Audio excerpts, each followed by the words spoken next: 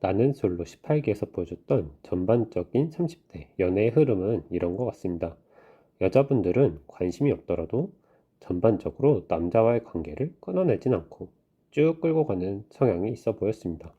이건 옥순부터 순자까지 공통적으로 보여준 모습이었고요. 정숙은 좀 제외라고 볼 수 있겠습니다. 반면에 관심이 있는 남자에게는 오히려 확신을 요구하는 듯한 모습을 보였죠. 대표적으로 영숙과 현숙, 정숙이 그렇습니다.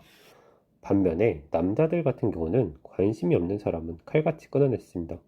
영수 영호가 그랬고요.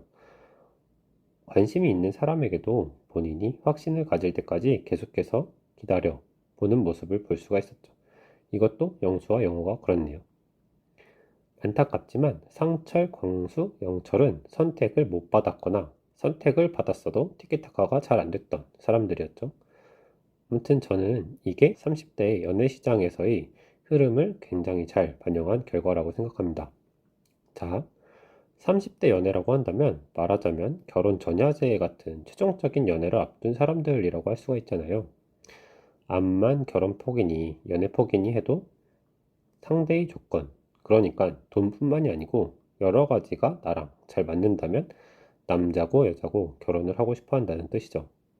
그래서 조건이 괜찮은 남자들은 생각보다 굉장히 빠르게 결혼합니다. 제 주변에도 공사나 삼성전자 같은 그런 대기업에 다니는 친구들은 굉장히 빨리 결혼을 했습니다.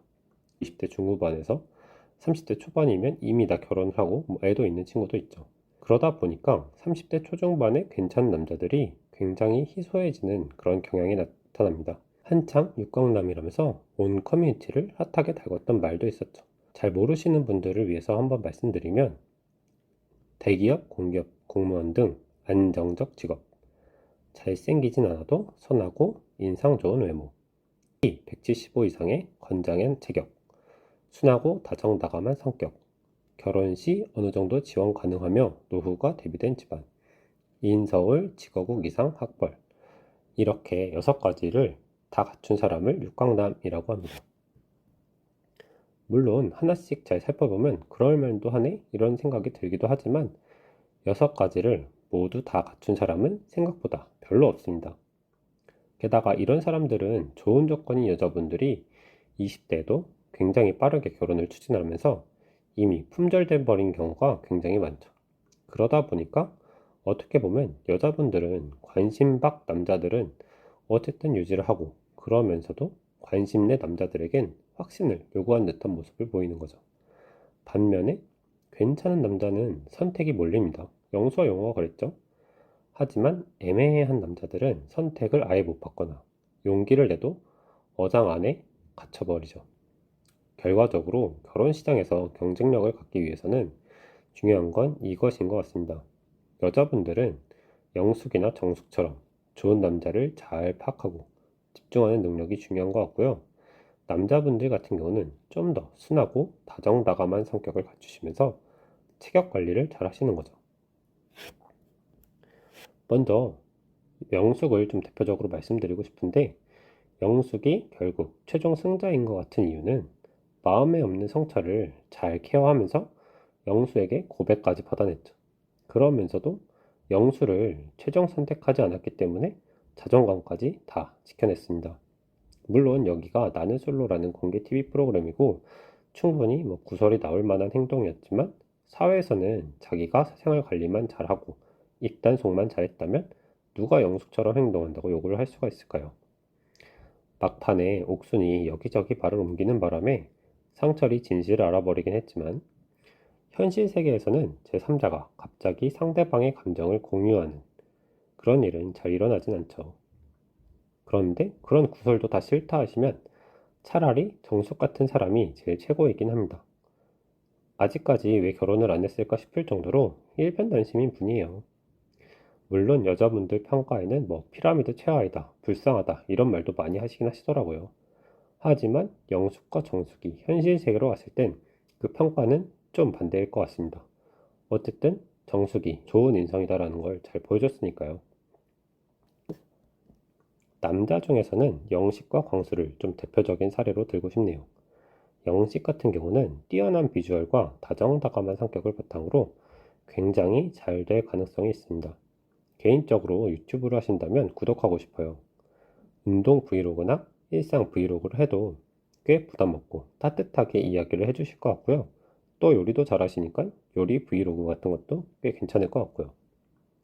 개인적으로 베이컨 어떻게 하셨는지는 궁금하긴 하네요.